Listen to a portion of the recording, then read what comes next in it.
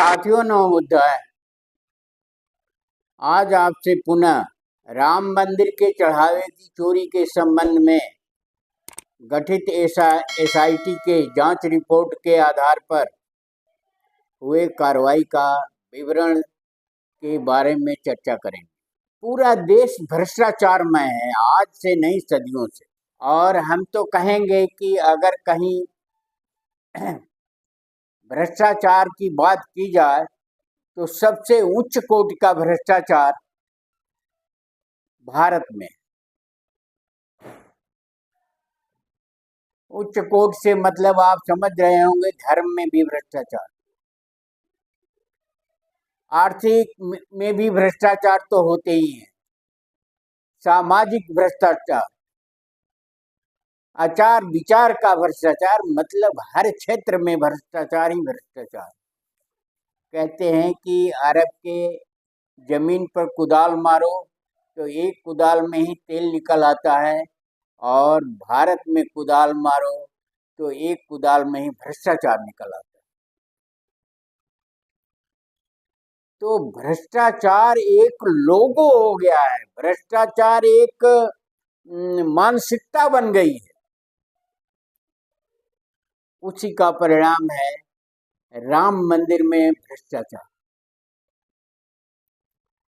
राम मंदिर एक धार्मिक जगह है और ट्रस्ट भी है, और राम मंदिर का हंगामा आप जानते हैं, 2500 साल से राम मंदिर का हंगामा या 50 साल से राम मंदिर का हंगामा चल रहा है। और देश का समय,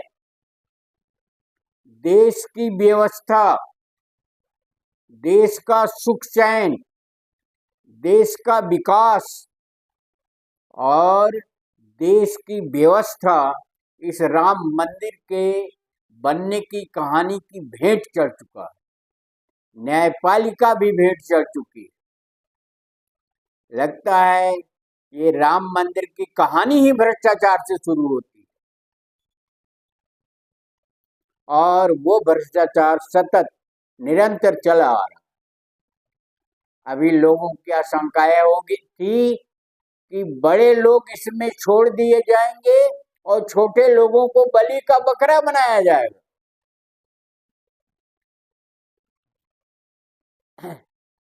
अनिल यादव और सुभाष चंद्र श्रीवास्तव ये बलि के बकरा बनाए गए, और जो बड़ी मछलियां थी वो अभी तालाब में तैर रही। और ये निश्चित है कि बड़ी मछलियां जो हैं छोटी मछलियों को खाती है, प्राकृतिक नियम है। नदी तालाब और सब जगह होता है, वही प्राकृतिक नियम राम मंदिर में भी है कि बड़ी मछलियों को छोड़ दिया गया, छोटी मछलियों को बड़ी मछलियां खा गई। तो छोटे कर्मचारियों का क्या दोष है? उन्होंने चोरी किया था, तो जो बड़े कर्मचारी हैं या ट्रस्ट के उच्च पदों पर बैठे हुए लोग हैं और वेतन लेते होंगे, भत्ता लेते होंगे, या जो भी होगा, आर्थिक उनका आर्थिक संपन्नता उनकी बढ़ती होगी, तभी तो वो काम कर रहे हैं। तो जिम्मेदारी किसकी हुई? नोट गिनने वालों की जिम्मेदारी हुई कि व्यवस्था संभालने वालों की जिम्मेदारी? और उच्च संवैधानिक पद पर बैठे हुए लोग क्या देख रहे हैं? वो भी बेईमान हैं, वो भी भ्रष्ट हैं। और वो भ्रष्टाचार में भ्रष्टाचार करो या भ्रष्टाचार में सम्मिलित हो, बात एक ही है। तो बड़ी मछलियां बरी कर दी गई, एक तरह से छोड़ दी गई। अब कब उस पर एक्शन होगा? खाना पूर्ति दिखावे के लिए छोटे कर्मचारियों को बलि का बकरा बना दिया गया, ये दिखावे के लिए। तो उसमें एक्शन हो गया, कार्रवाई हो गई। किस छोटे कर्मचारी की हिम्मत थी जो भ्रष्टाचार करोड़ों में करता, और उस भ्रष्टाचार पर नियंत्रण के लिए जिसको रखा गया उसको मालूम ही नहीं हुआ, तो वो अयोग्य है। इसके संबंध में एक कहानी आपको सुनाते हैं। बिरला जी की कंपनी है रेणु सागर पावर कंपनी, जो अनपरा में स्थित है, सोनभद्र जिले में। वहाँ एक किस्सा कहा जाता है, एक कहानी सुनाई जाती है। मैं कभी जाता था तो वो सुनने को मिलता था। वो किस्सा है कि एक कर्मचारी 3 साल से कुछ गमन कर रहा था, कुछ गड़बड़ी कर रहा था। 3 साल बाद उसे उच्च अधिकारियों ने पकड़ा, उस अनियमितता का, उस गड़बड़ी को पकड़ा।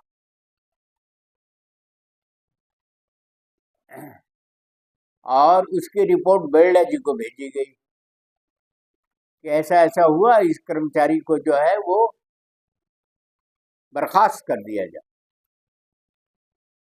बेल्डा जी ने कहा कि उस कर्मचारी का प्रमोशन कर दो,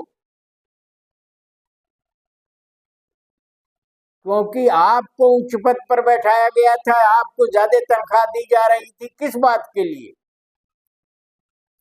इसी बात के लिए दी जा रही थी कि अगर कोई गड़बड़ी होती है तो आप उसको देखेंगे, समझेंगे।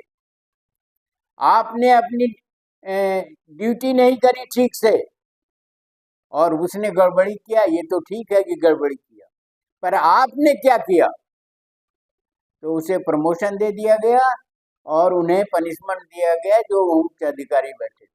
ये प्राकृतिक न्याय है। प्रेमचंद की कहानी आप पढ़े होंगे, नमक का दरोगा। उसमें भी ऐसी ही बात थी कि कोई पंडित जी ठेकेदार थे और नमक का दरोगा जो था वो नमक की कुछ सप्लाई का काम देखता था सरकार की तरफ से। और वो पंडित जी के भ्रष्टाचार, पंडित ठेकेदार था, उसका भ्रष्टाचार जो है उसको उसने उजागर किया। पंडित सक्षम था, जो ठेकेदार था उसने उच्च अधिकारियों से शिकायत करी और नमक के दरोगा को बर्खास्त करवा दिया, फिर अपने ही यहाँ रख लिया। कहा कि तुम हमारे काम के हो भाई, हमें तो ईमानदार लोग चाहिए, सरकार में भ्रष्ट लोग चाहिए, और हमें अगर ईमानदार लोग नहीं रहेंगे तो मैं तो चल ही नहीं पाऊंगा। पर सरकार में क्या है, टैक्स बढ़ा दो, इनकम के साधन बढ़ा दो, मतलब निरंकुशता और अहंकार। तो उन कर्मचारियों को प्रेशर दो जो भ्रष्टाचार में लिप्त हैं। और वही राम मंदिर में हो रहा। जो लोग भ्रष्टाचार रोकने के लिए जिम्मेदार हैं उन्हें तो बरकरार रखा गया, मैं नाम नहीं लूंगा। लेकिन जो छोटे कर्मचारी थे जिनसे वो बड़े अधिकारी भ्रष्टाचार करवा रहे थे, उनको आपने कर लिया, उनके खिलाफ एफआईआर हो। ये प्राकृतिक न्याय नहीं है, यह पक्षपात पूर्ण न्याय है, यह मनसा न्याय है और ये सही न्याय कतई नहीं। छोटा कर्मचारी जिम्मेदार नहीं है उस चोरी के लिए, बड़ा कर्मचारी जिम्मेदार है। ट्रस्ट का मैनेजर जिम्मेदार है, ट्रस्ट के उच्च पदों पर बैठे हुए लोग जिम्मेदार हैं। बेसिक चीज है, मूल चीज है। आप जानते हैं कि इस भ्रष्टाचार करने के लिए कितनी मेहनत करनी पड़ी है कुछ लोगों को। ये राम मंदिर का मुद्दा ही उठा है इसीलिए, और राम मंदिर को बनाया ही गया है इसीलिए, राजनीति करने के लिए, भ्रष्टाचार करने के लिए, लोगों को मूर्ख बनाने के लिए, अज्ञानी बनाने के लिए मंदिरों का उपयोग किया जाता है, धर्म का उपयोग किया जाता है। ये खुली हुई बात, ऐसा धर्म है, लेकिन उसके पीछे मंशा जो है वो या तो धंधे की है या पैसा कमाने की या लोगों को बेवकूफ और ज्ञानी बनाने की। पूरी धर्म की प्रक्रिया जो है देश को बर्बाद करने में उसका 99% भागीदारी है। धर्म की वजह से राजनीति भ्रष्ट होती है, राजनीति की वजह से समाज भ्रष्ट होता है, समाज भ्रष्ट होता है तो सरकारें भ्रष्ट होती हैं, सरकारें भ्रष्ट होती हैं तो अंततः पब्लिक भ्रष्ट होती है। तो इस तरह से एक भ्रष्टाचार चेन वाइज है और इसकी शुरुआत धर्म से होती है। भारत में कम से कम होती है, अन्य देशों में भी, जहाँ धर्म का प्रकोप या धर्म की बात थोड़ी ढक के रखी गई है या दबा के रखी गई है, वहां तो गनीमत है। लेकिन भारत में धर्म ही धर्म है, अनेकों धर्म है, अनेकों साधु सन्यासी। साधु सन्यासी करोड़ों की गाड़ियों में चलते हैं, साधु सन्यासी सरकार गिराते हैं, साधु सन्यासी समाज में ढोंग पाखंड आडंबर फैलाते हैं, साधु सन्यासी क्या क्या नहीं करते हैं। उदाहरण अनेक है, राम रहीम और आसाराम बापू का किस्सा आप जानते हैं। इस तरह के अनेकों किस्से हैं, पुराने और नए सब। और ये एक काम और करते हैं, महिलाओं की, स्त्रियों की को पुरुष से ज्यादा अज्ञानी बनाते हैं। वो एडिक्ट बना देते हैं धर्म का, धर्म का उन्हें एक नशा चढ़ा देते हैं, बस काम हो गया। क्योंकि स्त्रियां घर में प्रबल होती हैं, पुरुष को भी वो समझा लेती हैं, बच्चों को तो समझाती है। तो अगला जनरेशन भी बर्बाद हो गया इन स्त्रियों को धर्म के बॉन्डर में फंसा देने से। ये स्त्रियां धर्म के बॉन्डर में सबसे ज्यादा फंसती हैं, क्योंकि उन्हें डरवाया जाता है, तेरे पति का नुकसान हो जाएगा, तेरे बच्चों का नुकसान हो जाएगा। उसके नुकसान की बात नहीं किया जाती है, उसके बच्चों की और उसके पति के नुकसान की बात की जाती है, परिवार की बात की जाती है कि अनिष्ट हो जाएगा अगर तुम ये रीति रिवाज नहीं पालन करोगी, तुम ये चीज नहीं करोगे, वो नहीं करोगे, मंदिर नहीं जाओगे, फला नहीं करोगे, जगह नहीं करोगी, तो तेरा अनिष्ट हो जाएगा। और औरतें डरपोक होती हैं, मानसिक रूप से वो डर जाती और डर करके उसी ग्रुप में, भ्रष्टाचार वाले ग्रुप में सम्मिलित हो जाती है और उनको जैसे कहा जाता है वैसे वो काम करती है। तो ये धर्म के ढोंग पाखंड आडंबर की वाहक बन जाती है और चालाक और धूर्त लोग जो है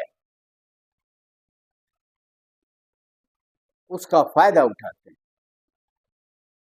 ओशो का कहना है धर्म धूर्तों के हाथ में है।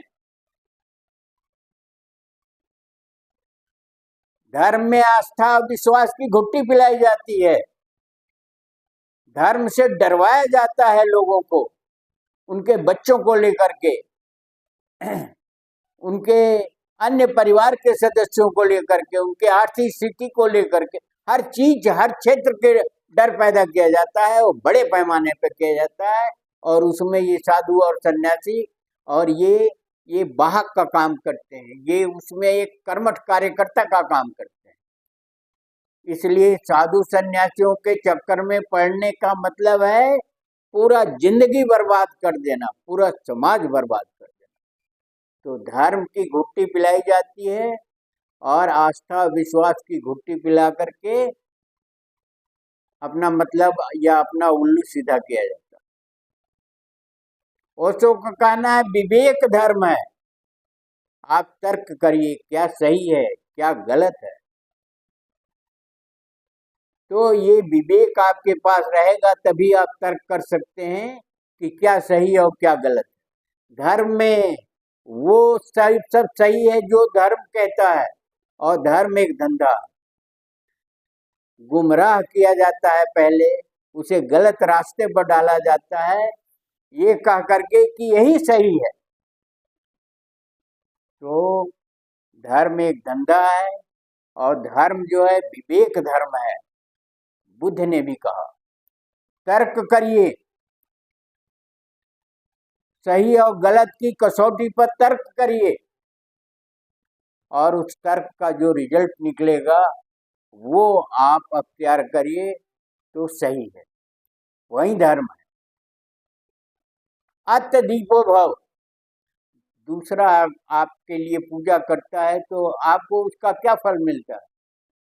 गलत है ये चीज, ये धूर्तता है। आप पूजा करेंगे, भूख आपको लगती है, पेट आपका भरता है खाना खाते हैं, दूसरा खाना खाएगा तो आपका पेट नहीं भरेगा, आपकी भूख नहीं मिटेगी। तो पूजा भी आप स्वयं करें। पूजा किसकी करेंगे? प्रकृति की करिए। तो तर्क करिए, धर्म के ये बहसीपना और अंधविश्वास को त्याग करके तर्क करिए क्या सही है और क्या गलत, और अपना दीपक, अपना प्रकाश स्वयं बनिए। ये बुद्ध ने भी कहा। बुद्ध भी राजा के लड़के थे। एक व्यवस्था के तहत उन्होंने घर बार छोड़ा था, और वो उनके देश की शासन व्यवस्था से संबंधित थी। उसका गलत प्रचार करता है कि बच्चों को छोड़ करके और पत्नी को छोड़ करके चल दी। वो गलत बात है, वो सही नहीं है। तो धर्म का मतलब मंदिर जाना धर्म नहीं होता है, मंदिर में चढ़ावा चढ़ाना धर्म नहीं होता है। ये तो धोखा है, आपसे पैसे ऐंठने की चाल है। और अंत्येष्टि भोज करने से धर्म नहीं होता है। कोई स्वर्ग नरक नहीं जाता, स्वर्ग नरक होता ही नहीं। और अन्य भी चीजें हैं जो अन्य कार्रवाइयां की जाती हैं, वो संस्कार के नाम पर, वो न तो संस्कार है न धर्म है। बॉडी जब डेड हो गई, जब आदमी की मृत्यु हो गई, तो उसे हमें डिस्पोज करना है, उसे हमें समाप्त करना है। ये कुदरत की व्यवस्था है, और उसको धर्म उसके अंदर घुसेड़ दिया जाता है। जैसे आप राम मंदिर का नंगा नाच आप देख रहे हैं कि चढ़ावे के पैसे को किस तरह से उसका गमन किया जा रहा है, किस तरह से उसे भ्रष्टाचार की भेंट चढ़ाई जा रही है, और किस तरह से उसमें सही और गलत का निर्णय नहीं किया जा रहा। अभी आगे भी देखिए क्या होता है, पीछे आप देख चुके हैं, सुन चुके होंगे, उस पर भी किसी दिन हम आपको बताएंगे। आगे देखिए कि आगे क्या होता है। आगे भी बेईमानी का बोलबाला होगा, आगे भी भाई भतीजावाद चलेगा, आगे भी एक अलग तरीके का भ्रष्टाचार होगा, और आगे भी तमाम तरह की अनियमितताएं की जाएंगी, और कहीं कोई सच्चाई नहीं होगा, कहीं कोई सही बात नहीं होगी, और गलत लोग दंडित नहीं किए जाएंगे, क्योंकि यही चला आ रहा है। वीडियो को ध्यान से पढ़िए, समझिए, दूसरों को भी समझाइए। बहुत सारगर्भित वीडियो है, आपके खुद के लिए है, आपके जीवन के सुधार के लिए है, और सही चीज है। अगर चैनल को सब्सक्राइब नहीं किया हो तो सब्सक्राइब कर लीजिए, वीडियो को शेयर और लाइक करना न भूलें। धन्यवाद। जय भारत, जय संविधान।